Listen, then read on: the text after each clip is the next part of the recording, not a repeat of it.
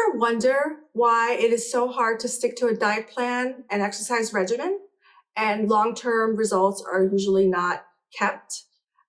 In this video, I'm going to explain why this happens. So the new year is coming and many of us are excited, and this is a time of New Year's resolutions. I'm going to eat healthy, exercise, change my ways. Many of us start joining a gym, but by mid-February, majority have dropped out. Now, we say to ourselves, is this laziness, lack of motivation, willpower? Actually, no. So as we make changes to our food intake and our exercise regimen, and we increase and try to get healthier, intuitively, you would think the body would say, hey, that's great, keep going. But no. So we are a product of many millions of years of evolution. And as human beings had to look for food, undergo ice ages and famine, starvation, being chased by lions and bears, we have become very sophisticated at protecting ourselves from starvation.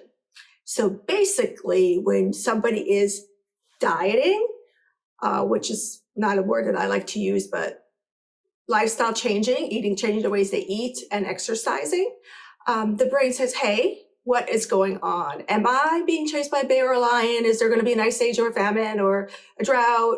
So let's hold on to our metabolism. Let's slow it down. Let's rev up our hunger. So this person's going to be like searching for food to not starve. And so this is what happens to us in this modern environment where we're not being starved, where food is widely available. And so those protections are not serving us well here. They're actually causing our failure. Now, many of you know the people that have exercised and ate well their whole life and never struggled. I'm talking about the average person who, has had post-COVID weight gain, menopausal weight gain, gradual weight gain throughout the years with cycles of dieting and losing and gaining and losing and gaining. This manifestation of this biological response to lack of food and increased exercise is, you could see it in many people who go through the dieting cycle. So how does this happen? So as we're reducing our caloric intake, our portion sizes, the amounts of food that we're eating, and increasing exercise, or one or the other, the brain says, hey, let's protect. So how does it do it? There are 13 different hormones that reach the brain that say, hey, let's make this person hungry. The willpower is down, the tubes. Let's make them go look for food. And especially those really forbidden foods become even more desirable because of these hormones. So for some people, it's the ice cream and the chocolate cake and the chocolate and the chips, the pretzels, the salty, crunchy foods become even more desirable. And this doesn't happen by chance. This is due to hunger hormones that are affected when dietary changes are began. So does it happen to everybody? No, but many people struggle with it. And you see throughout the years, many diet attempts and failures, and then more weight comes on. So now you ask, how do we combat it? We stuck with these hunger hormones increasing during our dieting efforts.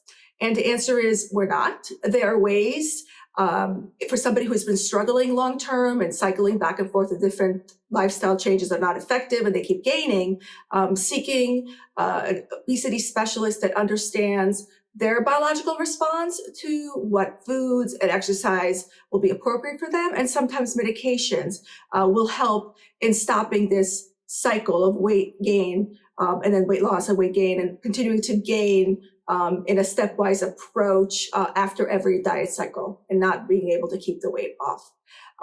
Some people who come to me think they're eating healthy and they're trying to change their ways, and they're with no fault of their own. We go to the store and many foods are in the health aisle that are actually not.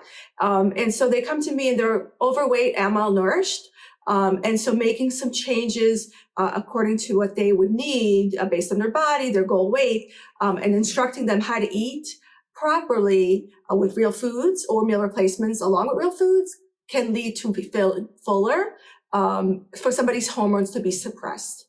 When that doesn't work, sometimes we do have to resort to medications. There are many on the market now, as you know.